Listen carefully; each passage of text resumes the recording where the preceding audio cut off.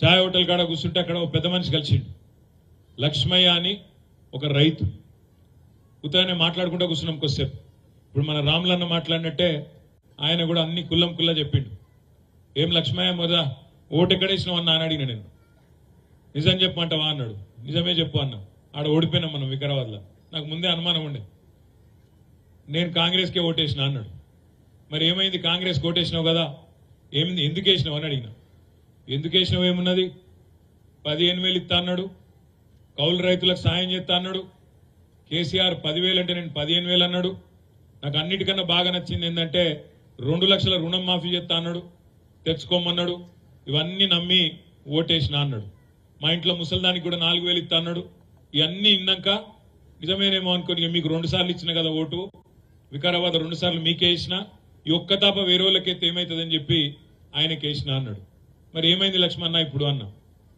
ఏమైంది ఏమున్నది, మొన్న దరఖాస్తు పెట్టమన్నారు, పెట్టినాక దరఖాస్తు పెట్టినాక ఇక ఇగస్తుంది అని ఎదురు చూసినా, ఇక వారం 10 రోజులు నెల రోజులు చూసినాక ఇక ఆఖరికి ఉండబట్టలేకపోయి మన ఎంపీడీఓ ఆఫీస్కి పోయినా.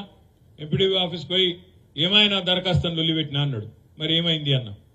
ఆ ఎంపీడీఓ గారు నాకు ఏం చెప్పిందంటే, ఇగో లక్ష్మయ్య గారు, మీరు రేవంత్ రెడ్డి గారు 10,000 కాదు 15,000 ఇస్తానని చెప్పి మీరు ఓటేసిన అన్నారు. మీకు 2 లక్షల రుణమాఫీ అని ఓటేసిన అన్నారు. 500 బోనస్ అనుకొని ఓటేసిన అన్నారు.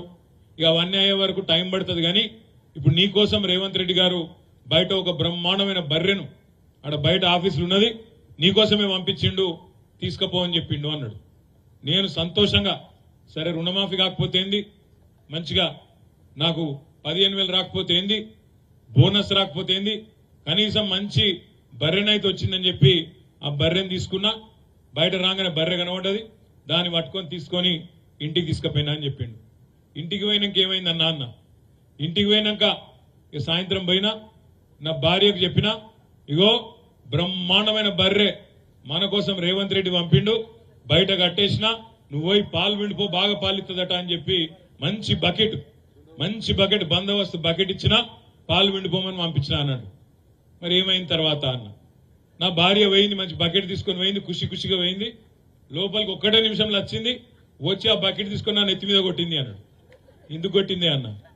ఎక్కడన్నా ప్రపంచంలో దున్నపోతు పాలిస్తాదిరా, దున్నపోత నన్ను తిట్టింది, ఏం చేయాలి నేను అన్నాడు.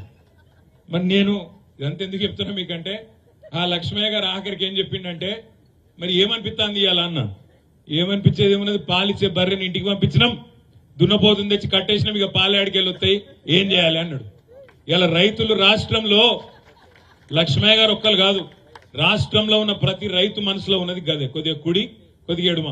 పాలిచ్చే బర్రెను పంపిస్తుంది, ఆయనతో ఎప్పటికప్పుడు పొడిచే దున్నపోతుంది తెచ్చుకుంటుంది, ఇప్పుడు ఇది కావాలి అది కావాలని లొల్లి పెట్టబడుతుంది, ఏడికెళ్ళి అవుతుంది అనే బాధ ఉన్నది. చాలా మంది రైతులు. కాకపోతే ఏంటంటే ఊళ్ళల్లో కాంగ్రెస్ కోటేసిన వాళ్ళు తేలుగుట్టిన దొంగలకి చెప్పుకోలేక బాధపడతారు. బయటికి ఏదో అందం అంటే బాధ, చెప్పుకుంటే ఇజ్జత్ పోతుంది, చెప్పుకోకపోతే మానం పోతుంది. గట్లున్నది కథ. ఏం చేయాలి పాపం, ఆశపడ్డరు, ఓటేసిండ్రు. ఓటేసినాక ఇవాళ రేవంత్ రెడ్డి గారు, ఉత్తమ్ కుమార్ రెడ్డి గారు సావు కబురు చల్లగా చెప్తాను, ఓ ఎలక్షన్ కోడ్ వచ్చింది, పాలన మా చేతుల్లో లేదు, ఏం చేయాలి అంటుండు. ఎవడన్నా ముఖ్యమంత్రి పాలన నా చేతుల్లో లేదని చెప్తాడా? ప్రపంచంలో ఎక్కడన్నా ఎలక్షన్లు వస్తాయి పోతాయి, ముఖ్యమంత్రి నువ్వే, ప్రభుత్వం నీదే. ఒక ప్రభుత్వాధినేత పాలన నా చేతుల్లో లేదు, ఎలక్షన్ కమిషన్ చేతుల్లో ఉందని చెప్తారా ఎవడన్నా?